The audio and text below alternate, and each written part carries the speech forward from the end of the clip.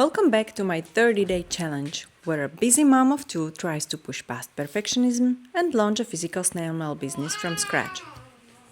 No supplier or shipping deal is allowed, or experiment completely fails.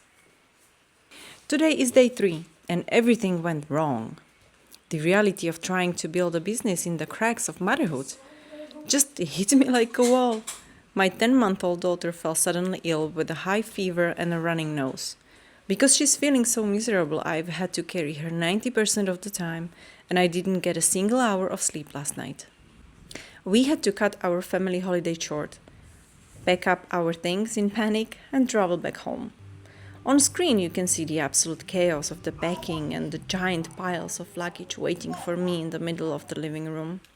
Honestly, looking back at today, I'm completely surprised I even managed to edit and upload day 2 on time.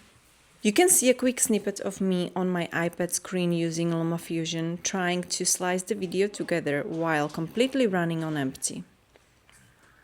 I didn't get to tackle the next step on my master notebook list today. I didn't source papers, and I didn't test envelopes on a vacation like I planned. Today, my only job was being a mom and keeping my baby comfortable. But that is exactly what this 30-day experiment is testing. Can a real tired mother build her dream when life completely interrupts the plan? Today was a setback, but tomorrow is day 4, and we are back home. Hit subscribe to see how we pivot from here, and I will see you tomorrow. Bye-bye!